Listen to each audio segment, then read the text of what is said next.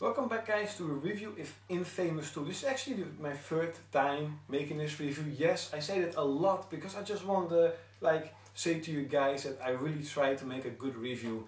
And for reviews I try to make it really short, because if I talk too much I say a lot of mistakes or just talk about bullcrap. So I want to begin. Infamous2 is a follow-up to Infamous1. The storyline goes on. In Infamous1 you know that the beast is coming, this giant, pretty much a giant man, is going to destroy the world. And in the beginning of the game you encounter him, you fight against him, you lose, you kind of retreat to a city called New Marais, because a girl named Cow, or Cole, this Asian girl, I have no idea how you have to say her name, says to Cole, hey, Wolf, Dr. Wolf, the man who invented the ray sphere, he has made an anti-ray sphere called the ray field inhibitor, I think, or just the RFI. And with that, Cole has to absorb blast cores, and then he has enough power to power up the RFI and destroy the beast. Of course, when they actually go to the laboratory of Dr. Wolf, the militia is has taken over of New Marais, because this guy Bertrand said he has built his militia, and he said, I'm going to take over the city and I'm going to protect the citizens from all the freaks and monsters that roams around. Of course, it's not really that intention, because he's more like a dictator, but hey, propaganda all the way, So when they actually go to the laboratory of Dr. Wolf, the militia has actually knows what he's trying to do, and they blow up his laboratory. The blast shards blast all the way into the entire city. The 7 or 8 blast cores scattered all around the city, and the entire story revolves around getting the blast cores, because blast shards are just like Infamous1. You can get them everywhere. If you have like 20 blast shards, you get another power point to use, and the blast cores, you get actually new powers. So if you have a blast core, you can only get them in story missions. If you get a blast core, you get this new power, like this, first you have one blast, you can shoot only one electricity blast, and then you can shoot 3 electricity blasts, that type of powers. But as you go on into the story, as more and more powers unlock, you really are strong. I mean, definitely you are awesome strong. There's like this huge electricity powers that are definitely bigger than Infamous1, and it really makes you feel you're like this powerful superhero actually. So that is one part of the game, Cole trying to find all the blast cores to power up the RFI to destroy the beast. Of course, then you have the story with Bertrand. Cole wants, of course, to stop him, but Bertrand also wants to stop him, because Bertrand sees him as a freak, and he wants to cleanse his city of all the freaks. So there's a story with that, and there's a story with Cow itself, and then there's a story with an ice girl, and I don't think it's like a red girl, I just call her a red girl named Nyx. And this Nyx guy is, because in this game you can be a good guy and you can be a bad guy, just like in Infamous1. And sometimes in the story missions you have to have an option. You have the option of going with the ice girl, I just call her ice girl, and she has a name, but I won't say it. Don't say it in comments, because everyone that hasn't played the game, you will know why I call her Ice Girl. But she's an Ice Girl, and she's blue, so she's pretty much the good guy, blue is good. And Nyx is the bad guy, she is red. So you can choose to do the mission of Nyx or do the mission of the Ice Girl. And the Ice Girl is pretty much like, help the citizens, help this, do that, instead of like destroying the medical supplies, get the medical supplies and give it to the rebels. And Nyx is more like just bust through the door, slaughter everyone, and then we have what we need. So you can choose the option, and what I find really cool is that when you actually do make a choice, the game saves automatically. So it's not like you're doing this choice and then think like, oh no, I don't like that choice, I'm going to load my game and do that. No, you cannot. Or of course you make 2 or 3 saves, then you can do that, but it's, you know, just a little bit not really fun. So that's definitely cool, and of course you have your story with Nyx, because a lot of things happen to her. She has also superpowers, of course that's why she's red. She has superpowers, she can like fly really fast. The icicle has superpowers, she has ice powers, pretty much a little bit like Cole, but then icy. And also Cole can actually have some powers of the Ice Girl, and Cole can have some powers of Nyx. So that's definitely cool, you know. It all depends on if you're the bad guy or if you want to be the good guy. And also a cool thing about Infamous 1 was, but if you was like the bad guy, the world will be darker, and Cole himself changes to a bad man. And in Infamous 2 is the same. I've played it on hero mode, the sky was bright and Cole was just, you know, this hero type of guy.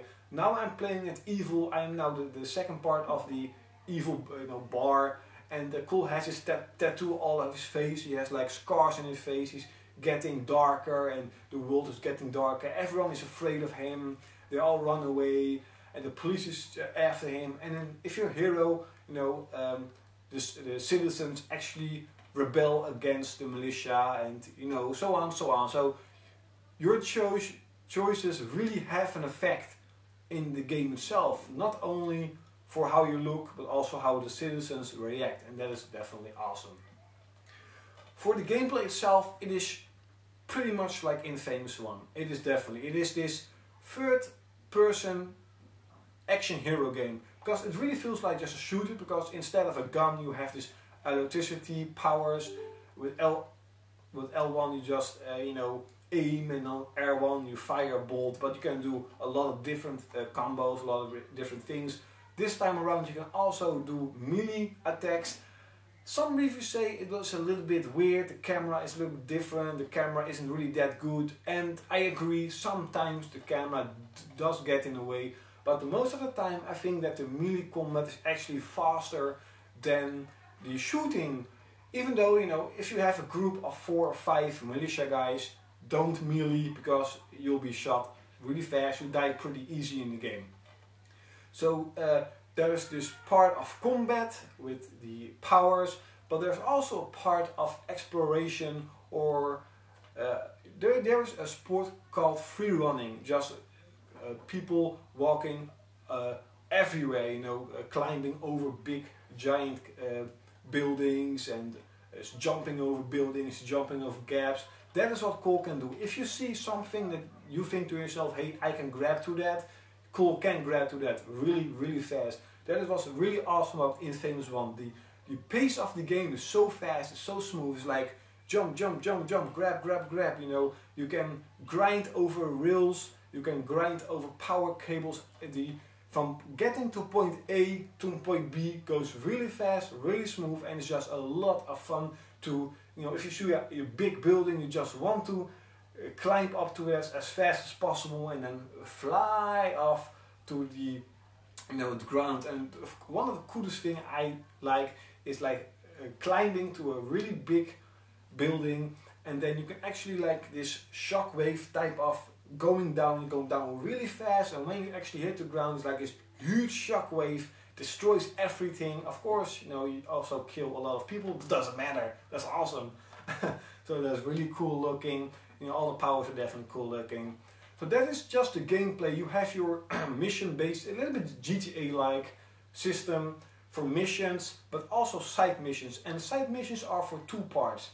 You can, how do you say it, if you complete a side mission, a little bit of chunk of the city goes through neutral, then the militia aren't there anymore, the monsters aren't there anymore, because you liberated that piece of city.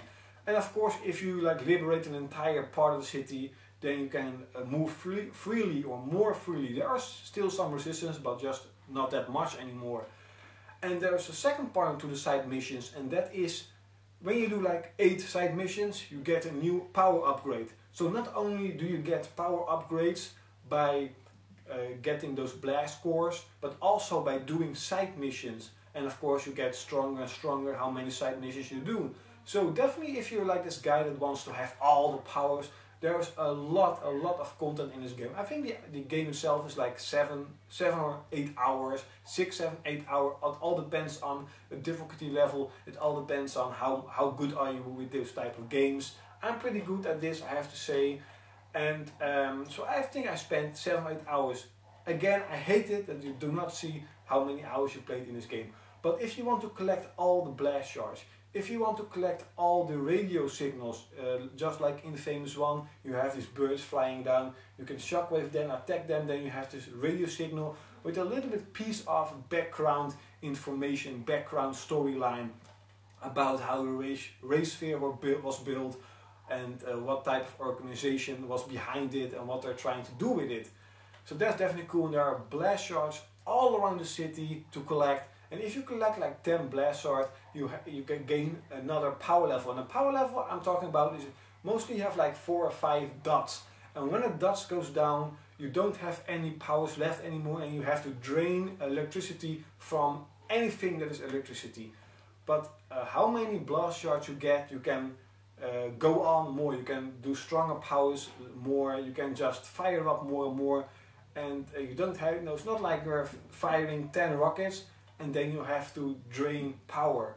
It's like then you can power up 12 rockets and then drain power, if you know what I mean about that. So yeah, that's basically what I have to say. There is user generated content in the game. I haven't tried it yet. I'm not going to try it. I don't give a shit about that. I'm sorry, I just don't give a shit about that. I only give shit about the single player. But I've heard it was pretty good. You can create your own missions, even put enemies on screen. And that the last thing I want to talk about is the enemies. I've talked about the militia, Bertrand and his militia men. They pretty much look the same. It's definitely the enemy you're fighting the most. But there's also an ice faction with ice guys that can fly through. It's pretty awesome, and they're kind of difficult to fight because every time you want to hit them, they like fly off. There are also monsters. There are huge big ass monsters and there are small monsters. So it's not like you're fighting the same enemy every time, but definitely a lot of times. Most of the time you're fighting against the militia guys. But for me, because the powers are so awesome, because you feel so Superman-like, so Spider-Man-like, you definitely play, it's a lot of fun to kill those guys. And of course you get experience points you can put on to get more powers. And you actually have to have a lot of experience points for the bigger powers. I don't have them all at the moment. So that is actually what I want to say for this game.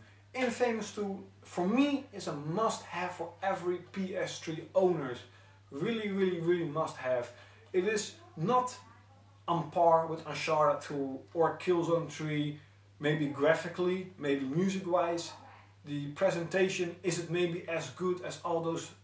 It's not a AAA game, but it's definitely a good game. And not every game has to be a AAA game. Not every developer is a AAA developer, but Infamous2 is definitely a better game than Infamous 1. The story is great, the gameplay is great, the powers are awesome. Your choice for being a good guy and a bad guy is really a different type of storyline, and I really like that. The people react differently when you're good or bad.